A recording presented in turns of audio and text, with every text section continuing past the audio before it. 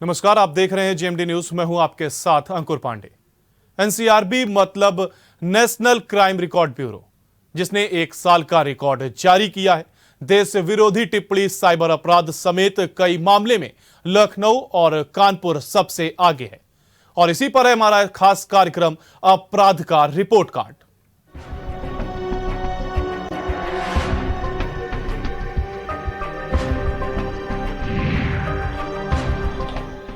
उत्तर प्रदेश में साइबर अपराध और देश विरोधी टिप्पणी के मामलों को लेकर एनसीआरबी ने आंकड़े जारी किए हैं, जिसमें राजधानी लखनऊ और औद्योगिक राजधानी कानपुर में सबसे ज्यादा साइबर अपराध हुए हैं। हालांकि ये आंकड़े सिर्फ एक साल के लिए ही जारी किए गए हैं। एक रिपोर्ट देखिए।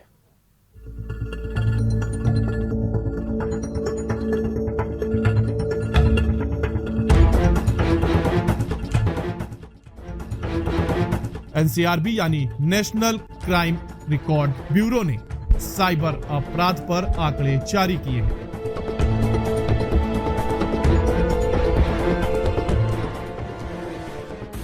जिसमें बताया गया कि देश विरोधी टिप्पणी में प्रदेश में लखनऊ सबसे आगे रहा है। एक साल में लखनऊ में सबसे ज्यादा यानी 63 मुकदमे दर्ज किए गए, जिसमें लखनऊ में सबसे ज्यादा देश विरोधी टिप्पणी के मामले हैं। सोशल मीडिया पर अपराधों में भी लखनऊ अव्वल रहा है।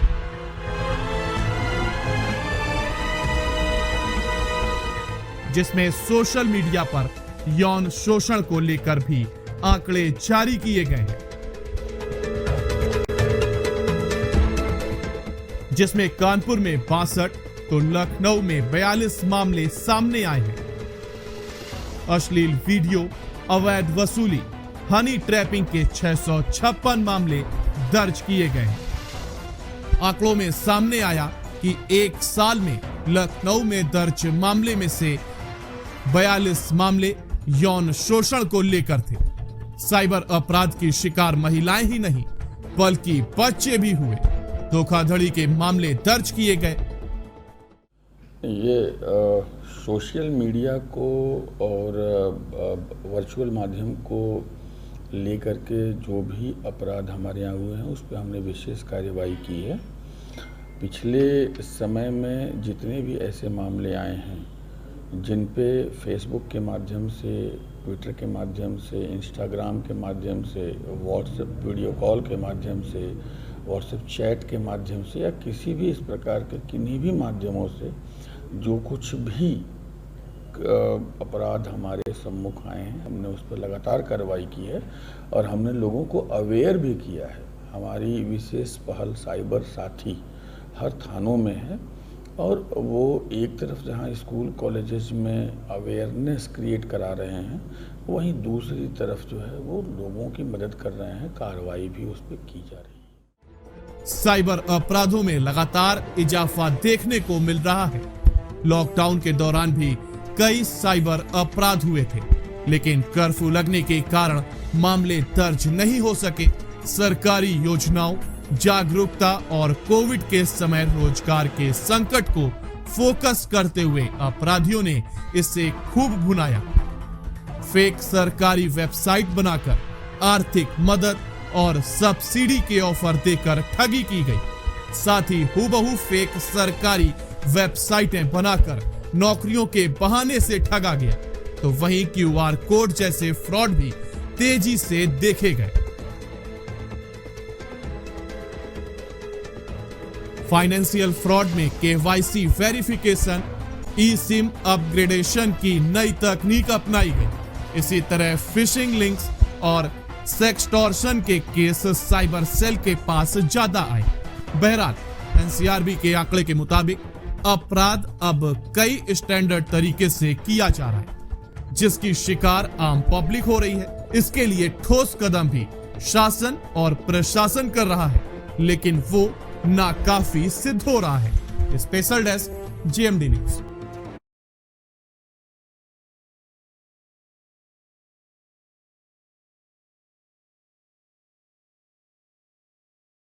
बता रहे उत्तर प्रदेश में साइबर अपराध, जहां पर लखनऊ की बात करें तो 63 मुकदमे दर्ज किए गए, वहीं कानपुर भी नंबर 2 पर रहा जहां पर 62 मामले दर्ज किए गए हैं। वहीं आपको बता दें अश्लील वीडियो या फिर अवैध वसूली या फिर हनी ट्रैपिंग के 656 मामले साइबर अपराध के शिकार हुए। इसमें महिलाएं हो, बच्चे हो, सभी इसमें शामिल हैं। जिसमें अश्लील वीडियो की बात करें या अवैध वसूली की बात करें या फिर हनी ट्रैपिंग की, कुल मिलाकर 656 मामले साइबर अपराध के शिकार हुए हैं, जिसमें महिलाएं, बच्चे सभी शामिल हैं। सोशल मीडिया पर अपराधों में लखनऊ अव्वल पर रहा है, जिसमें सोशल मीडिया पर यौन शोषण को लेकर भी आंकड़े जारी किए गए।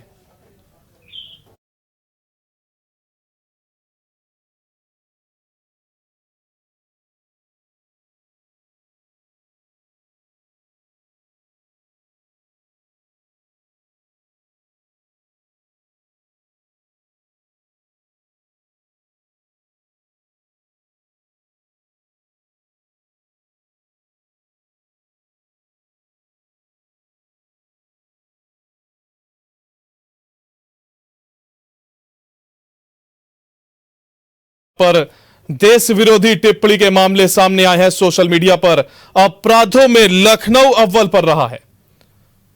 यौन शोषण को लेकर भी आंकड़े जारी किए गए हैं। अश्लील वीडियो, अवैध वसूली, हनी ट्रैपिंग के 656 मामले दर्ज किए गए हैं। एक साल में लखनऊ में दर्ज मामले में 42 मामले यौन शोषण को लेकर के थे। साइबर अपराध की शिकार महिलाएं ही नहीं बल्कि बच्चे भी हुए।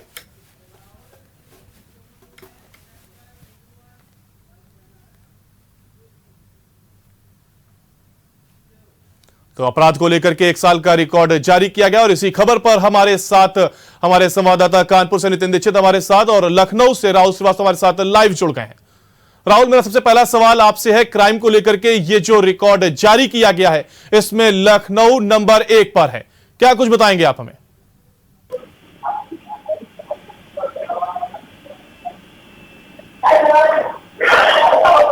लखनऊ क्या जी,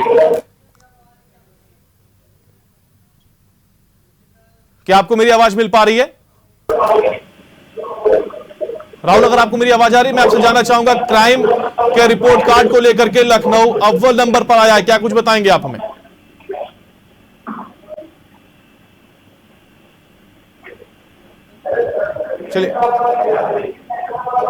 चलिए राहुल से हम संपर्क करने का प्रयास करेंगे। तब तक कानपुर से नितिन आपके पास आते हैं। कानपुर में नंबर 2 पर आया है, 62 मुकदमे दर्ज किए गए हैं, क्या कुछ बताएंगे आप हमें? इस तरीके से क्राइम रेट इतना क्यों बढ़ता जा रहा है?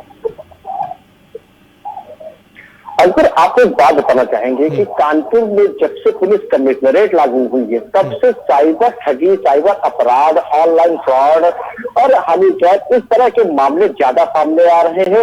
जो सड़कों पर अपराध होते थे उनमें थोड़ी कमी जरूर दिखाई दी है, क्योंकि जो चैन स्नैचिंग के मामले थे और अन्य जो चोरी वोरी के मामले थे ये कम हुए हैं।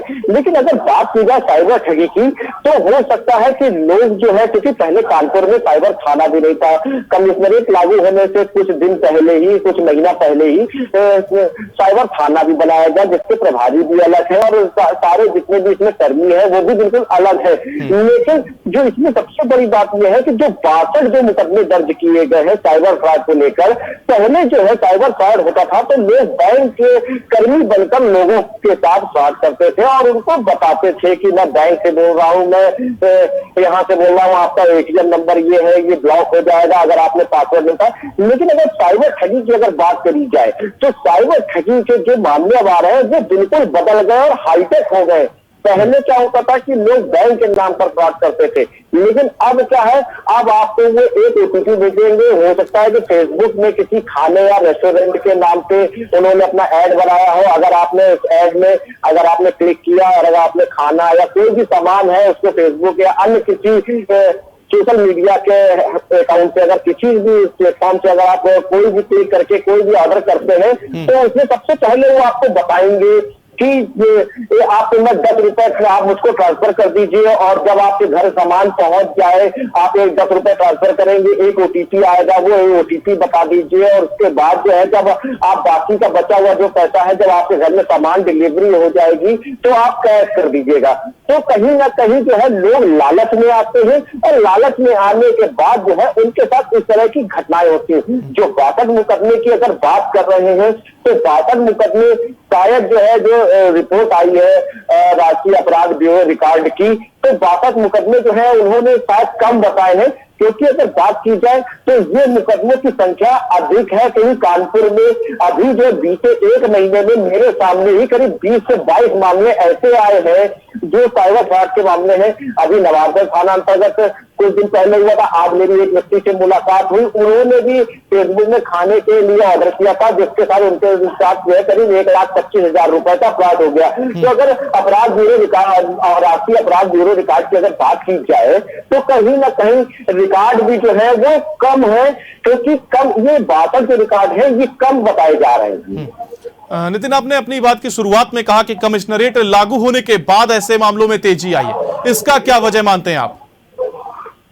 देखिए, हो सकता है इसमें एक सबसे बड़ी बात यह है कि पहले लोग अवेयर नहीं थे, हो सकता है कमिश्नरेट लागू होने के बाद लोग अवेयर हो रहे हैं, क्योंकि अभी कुछ दिन पहले ही करीब कानपुर की क्राइम ब्रांच ने जो है जो लोगों से मोबाइल गिर गए थे उनको मोबाइल भी वापस किए, करीब 30 से 40 मोबाइल भी वापस किए। और हाँ, सबसे बड़ी बात यह है कि कानपुर कमिश्नरेट लागू होने के बाद जो है क्राइम ब्रांच ने करीब 35 से 40 लोगों का जो साइबर ठगी का जो शिकार हुए थे उनको पैसा वापस करने के लिए भी बात कही थी, जिसमें कुछ लोगों का पैसा भी वापस थे जिनके साथ इस तरह की साइबर ठगी ऑनलाइन ठगी हुई थी।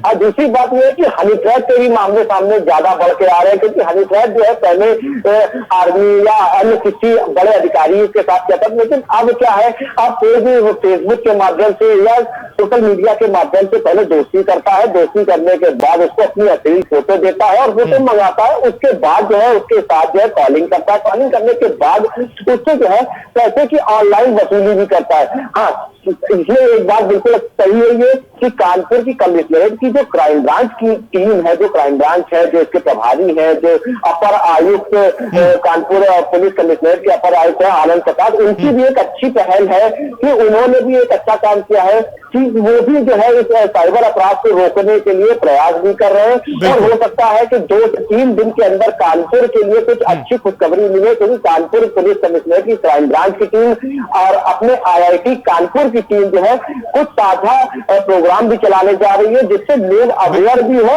और लोगों की सुरक्षा भी की जाए इस साइबर ठगी के मामलों से। बिल्कुल, कहना कहीं खुशखबरी मिलनी भी चाहिए और कार्रवाई की जानी चाहिए। वही राहुल, अगर आपके पास आते हैं लखनऊ से जाने, तो लखनऊ भी साइबर क्राइम को लेकर के अव्वल नंबर पर आया है, क्या इसकी वजह मानते हैं? देखिए, निश्चित तौर पर जिस तरह से जो आंकड़े जारी किए गए हैं NCRB की तरफ से, वो निश्चित तौर पर काफी चिंतित कर देने वाले हैं। आपने याद होगा कि जिस तरह से CAA NRC का विरोध हुआ था, उसके बाद से लखनऊ में हिंसा बढ़ी थी, और जिसके बाद अयोध्या में जब राम मंदिर का निर्माण हुआ उसके बावजूद भी देश विरोधी जो टिप्पणियां थी वो ज्यादा हुई। लेकिन साल भर में जिस तरह से मामले दर्ज किए गए हैं, 60 से ऊपर जैसे ज्यादा मामले हैं जो दर्ज किए गए हैं देश विरोधी टिप्पणी के लिए, तो निश्चित तौर पर ये एक चिंता का विषय है। इसके अलावा अगर बात करते हैं साइबर क्राइम की, साइबर क्राइम पिछले कुछ दिनों में काफी तेजी से बढ़ रहा है। जब से आपको याद होगा कोविड का समय आया है, काफी लोग बेरोजगार हुए हैं, तो अच्छे अच्छे जो पढ़े लिखे लोग हैं वो इस अपराध में शामिल पाए जाते हैं। जब उनकी गिरफ्तारी होती है तो उसमें कोई बीटेक किया होता है, कोई अलग प्रोफेशन से होता है, काफी पढ़े लिखे लोग होते हैं। तो कहीं ना कहीं सबके पीछे जो साइबर क्राइम के पीछे बेरोजगारी है। इसके अलावा हनी ट्रैप भी इसी का एक माध्यम है। हनी ट्रैप के जरिए बड़े बड़े लोगों को फंसा के उनसे पैसों की वसूली की जाती है। निश्चित तौर पर ये एक चिंता का विषय है, जिस तरह से देश विरोधी टिप्पणियों की संख्या ज्यादा हो रही है, जिस तरह से साइबर क्राइम के अपराध बढ़ गए, 600 ज्यादा मामले दर्ज किए गए हैं, तो कहीं ना कहीं चिंता का विषय है। इस पर लगाम लगाने के लिए सरकार प्रयास कर रही है। DGP मुकुल गोयल लगातार प्रयास करते, लगातार वो अपने जो अधीन है उससे बात भी करते रहते हैं कैसे साइबर अपराधों पर लगाम लगाई जा सके, जिसका रोजाना एक नए मामले उत्तर प्रदेश के अलग अलग जगहों से आते रहते हैं। जी राहुल, बात बड़ी इसलिए हो जाती है क्योंकि जब भी हम लखनऊ की बात करते हैं तो वो उत्तर प्रदेश की राजधानी आता है। अगर वहां पर इस तरीके का साइबर क्राइम बढ़ता है या जिस भी मुद्दे की हम बात करते हैं अगर तेजी आती है तो कैसे आप बाकी शहरों में सुधार की उम्मीद करेंगे? निश्चित तौर पर, जबकि यहाँ पर डीजीपी बैठते हैं, जबकि यहाँ पुलिस के वरिष्ठ अधिकारी बैठते हैं, एडीजी लॉ एंड ऑर्डर बैठते हैं, और जिस तरह से यहाँ मामले निश्चित तौर पर चिंता का विषय है।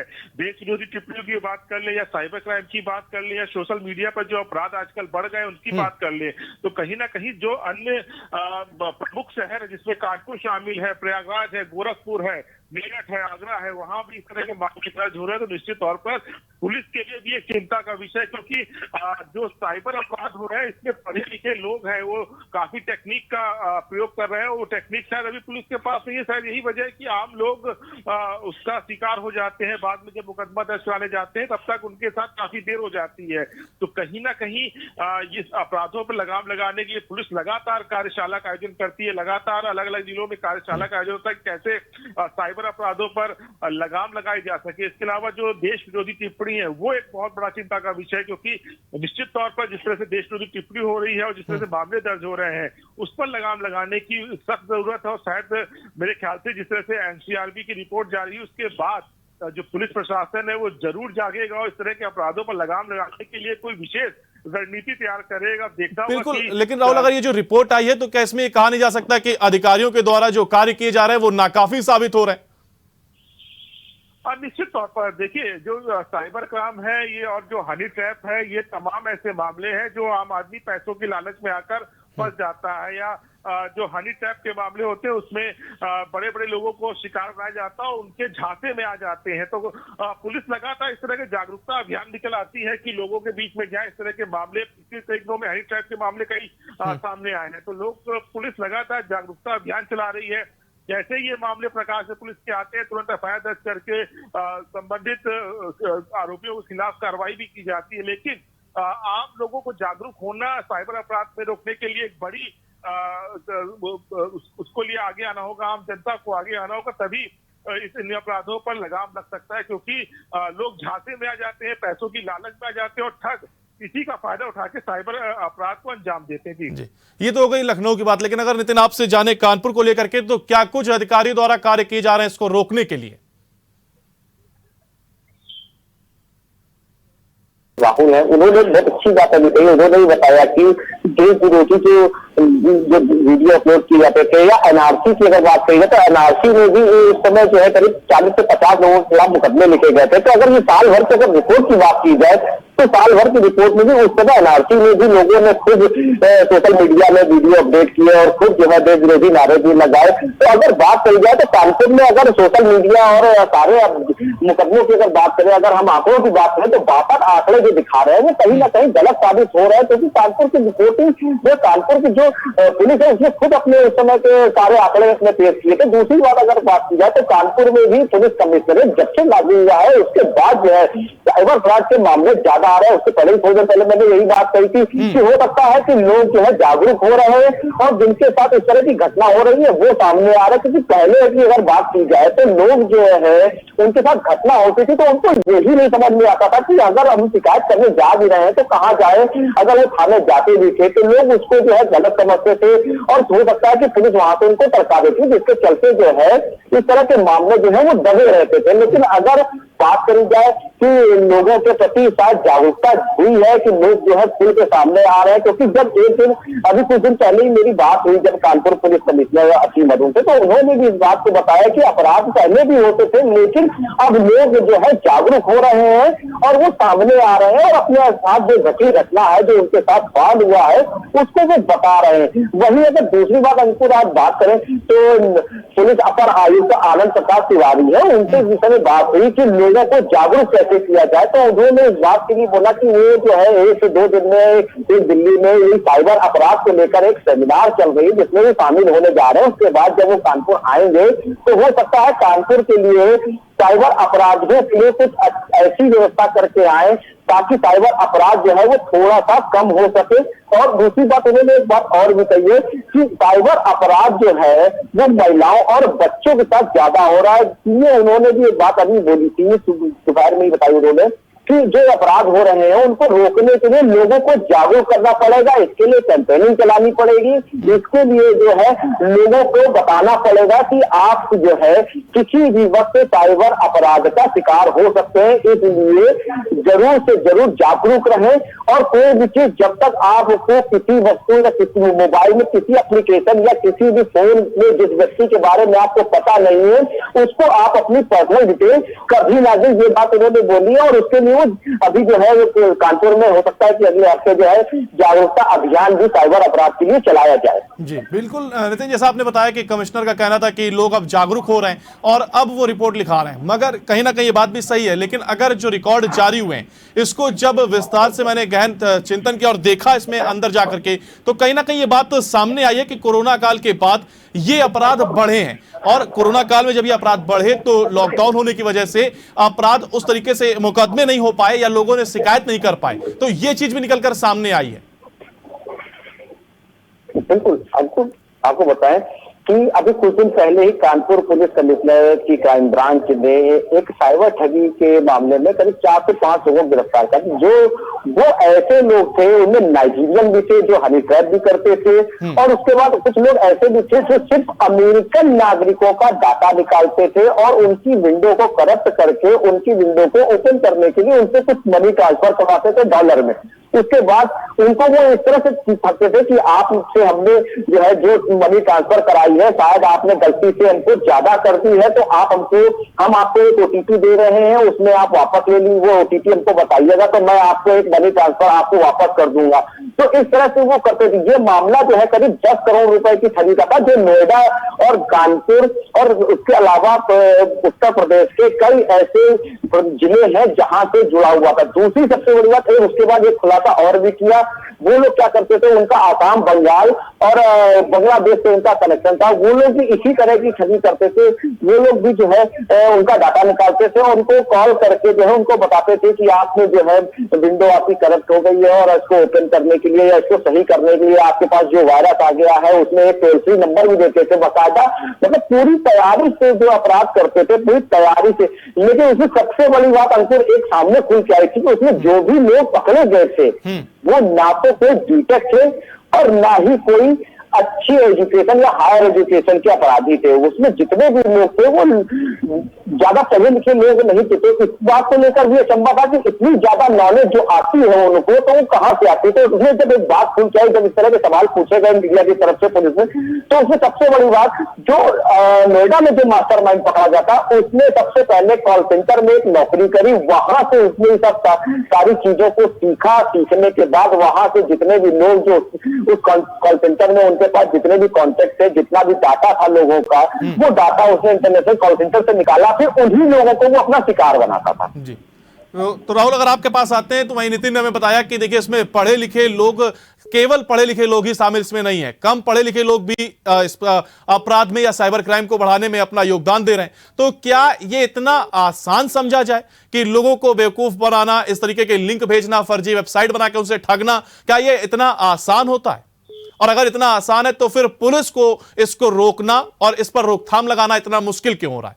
राहुल, देखिए, पुलिस को मुश्किल इसलिए हो रहा है कि जो आम लोग हैं वो लालच में आ जाते हैं, वो कहीं ना कहीं उनके झांसे में फंस जाते हैं, जिसके बाद ठगी का शिकार हो जाते हैं। चाहे पढ़े लिखों की बात है, चाहे जो कम पढ़े लिखे उनकी बात करें, जितनी टेक्नोलॉजी आगे बढ़ रही है उसका जहां एक तरफ फायदा होता है तो कहीं दूसरी तरफ उसका नुकसान भी होता है। और शायद यही वजह है नुकसान के लिए कि लोग कम समय में ज्यादा पैसे कमाना चाहते हैं। चाहे महिलाएं की बात करें, चाहे बच्चों की बात करें, जब से ऑनलाइन क्लासेस आ गई हैं तो बच्चे भी ज्यादा मोबाइल पे अपना समय व्यतीत करते हैं, वो भी मोबाइल फ्रेंडली हो रहे हैं। तो यही सब वजह है जो अपराध में लगातार जो एक ग्राफ है वो बढ़ता चला जा रहा है। पुलिस के पास एक ही साधन है कि जैसे किसी के पास ठगी का शिकार होता है, खुद सबसे पहले एफआईआर दर्ज करती है, उसके बाद तमाम तरह के जो साइबर क्राइम के जो अधिकारी होते हैं और जो कर्मचारी होते हैं वो लग जाते हैं। लेकिन तब तक शायद काफी देर हो जाती है। और यही वजह है कि पुलिस ज्यादातर अपराधी होते हैं वो पुलिस की गिरफ्त से बाहर होते हैं। सबसे बड़ी वजह है जागरूकता की। बैंक भी समय समय पर आपको अपडेट करता रहता है कि आप किसी से भी अपनी OTP या पर्सनल डिटेल्स शेयर ना कीजिए। आम आदमी का जागरूक होना बहुत जरूरी है। पुलिस भी लगातार ऐसे अपराधियों पर शिकंजा कस रही है, लगातार उनके खिलाफ उनको गिरफ्तारी कर रही है, उनका सिंडिकेट तोड़ रही है। लेकिन लगातार ये एक ऐसी फील्ड है, ऐसा अपराध है साइबर क्राइम का कि इसमें कौन अपराध कर दे कोई नहीं जानता है। पढ़े लिखे से लेके जो बेरोजगार है, जो कम पढ़े लिखे, सभी इस अपराध की श्रेणी में शामिल है। और उनको रोकने के लिए आम लोग जो ठगी का शिकार हो रहे हैं उनको जागरूक होना बहुत जरूरी है। जी बिल्कुल, आपने बच्चों का जिक्र किया तो मैं नितिन के पास आता हूं, क्योंकि मुझे बच्चों से जोड़ते हुए एक सवाल मुझे याद आ रहा है कि अभी कुछ ही टाइम पहले एक रिपोर्ट आई थी जिसपे बच्चे को ऑनलाइन गेम के माध्यम से 5 लाख से ऐसे ज्यादा की ठगी की गई थी। हालांकि ये वो एक मामला है जो मुझे याद आ रहा है, लेकिन नितिन आप लगातार इस तरीके की खबर हम तक पहुंचाते रहे, रिपोर्ट अपनी भेजते रहे हैं, तो क्या इसकी रोकथाम के लिए कदम उठाए जा रहे हैं? क्या अब इस पर लगाम लग पाई है? बिल्कुल अंकुर, आपको बताते हैं कि जिस बच्चे के लिए आपने जिक्र किया, एक बहुत मतलब छोटा बच्चा, 9 साल का बच्चा था। वो एक फायर कोई गेम है, उसका नाम नहीं याद आ रहा है, फायर फ्री कोई गेम था, फ्री फायर गेम। हाँ, फ्री फायर गेम था। वो सेकंड स्टेज में जब पहुंचा तो आप समझिए कि जब वो बच्चे के मानसिक मतलब क्या स्थिति होगी कि वो सेकंड स्टेज में पहुंचने के बाद वो इतना बड़ा कदम उठा सकता है कि यूट्यूब से उसने अपने गेम को अनलॉक करने के लिए एक नंबर निकाला। नंबर निकालने के बाद उसने फोन किया, जो नंबर दिया था उस नंबर पर फोन करने के बाद उधर से जब जवाब आता है कि तुम्हारा गेम मैं अनलॉक कर दूंगा, उससे 250 रुपए चार्ज लगेंगे। तो उस बच्चे ने अपने पापा के कार्ड से मनी ट्रांसफर की 250 रुपए। जब उस बच्चे का गेम अनलॉक नहीं हुआ तो उसने फिर थोड़ी देर बाद फोन किया तो उसने बोला 750 रुपए लगेंगे। ऐसा करते करते उस बच्चे से 8 दिन में जो उधर का जो आरोपी था उसने करीब 5 लाख रुपए ट्रांसफर करा लिए। जब उस बच्चे के माता पिता को ये बात पता चली कि 5 लाख रुपए ट्रांसफर होगा तो उन्होंने पुलिस को शिकायत करी। पुलिस ने उस खाते को, जिस खाते में पैसा गया था, उस खाते को सील कर दिया। अब जिसका खाता था उसका खाता सील हो गया। अब उस आरोपी जिसके खाते में पैसे गए वो उन लोगों को जान से मारने की धमकी दे रहा है। जब इस तरह से जब नहीं हुआ, जब उन्होंने पुलिस से दोबारा शिकायत करी तो जब खाता अनलॉक नहीं हुआ तो उस बच्चे को वो धमकी देता है कि तुमने मुझे बर्बाद कर दिया है, क्योंकि मेरे पास उसका व्हाट्सएप चैट भी था। उस बच्चे ने मुझको स्क्रीनशॉट सारे दिए थे, क्योंकि वो बच्चा उस समय उतना डरा सहना हुआ था कि तो अगर उसको मैं अपने उसकी प्रमुखता से खबर भी चलाई गई थी। उसके बाद पुलिस ने कार्रवाई भी की इस बात को लेकर और खाते को सील भी किया था। तो उसमें उस बच्चे का सिर्फ इतना दोष था कि वो अपनी सेकंड स्टेज में था और सेकंड स्टेज में जाने के बाद उसका जो दिमाग था वो अपने गेम को लेकर इतना ज्यादा उत्साहित था कि उसने इतना बड़ा कदम उठाया और उसके बाद 8 दिन में करीब से 5 लाख रुपए का ट्रांसफर कर दिया। और वो आरोपी जो उससे बात कर रहा था व्हाट्सएप पे, वो व्हाट्सएप पे बात करते करते उससे ये बोलता है बच्चे से कि अगर मेरा खाता ब्लॉक नहीं अनब्लॉक नहीं होता है, मेरे खाते से अगर इस तरह से बाउंडेशन नहीं हटाई जाती है तो मैं आत्महत्या कर लूंगा और उसका आरोपी मैं तुमको बनाऊंगा। इस तरह की घटना जो है बच्चों के मानसिक जो है जो दिमाग है उसमें कहीं ना कहीं जगह बनाती है अपराध को अंजाम देने के लिए। तो सबसे बड़ी बात यह है कि जो जिनके घर में छोटे बच्चे हैं उन माँ बाप को भी ध्यान देना पड़ेगा, उनके माता पिता को भी ध्यान देना पड़ेगा कि छोटे बच्चे हैं, क्योंकि लॉकडाउन का समय चल रहा है और पढ़ाई जो है वो ऑनलाइन है। तो माता पिता की मजबूरी है बच्चों को एंड्रॉइड मोबाइल देना, लेकिन उनको मजबूरी है पढ़ाई। लेकिन माता पिता को इतना भी ध्यान देना हो कि उनका बच्चा जो है वो एंड्रॉइड मोबाइल से पढ़ाई कर रहा है या ऑनलाइन गेम खेल रहा है या साइबर ठगी का शिकार हो रहा है, क्योंकि आपके मोबाइल पे आपकी सारी चीजें हैं, आपका बैंक अकाउंट भी है, आपकी सारी डिटेल जो है वो आपके मोबाइल पे है। बिल्कुल, आपने बहुत जरूरी बात बताई। देखिए मैं यहाँ पे समझ पा रहा हूँ किस तरीके से, जैसे आपने बताया कि उसका जब खाता सीज कर दिया गया तो उसके बाद उसने धमकी दी है कि अगर ये नहीं खोला गया तो मैं आत्महत्या कर लूंगा। तो यहाँ पर देखा जा सकता है किस तरीके से साइबर क्राइम और क्राइम में परिवर्तित हो रहा है। यहाँ पर एक रिपोर्ट बढ़ रही कि क्राइम में देखिए किस तरीके से पहले साइबर क्राइम होता है, इसके बाद वो क्राइम में परिवर्तित हो रहा है। तो वहीं अगर क्लोजिंग की तरफ बढ़ते हैं तो लखनऊ, आखिरी सवाल राहुल आपसे लेते हैं कि क्या इसकी रोकथाम के लिए कदम उठाए जा रहे हैं और कैसे इसको रोका जा सकता है?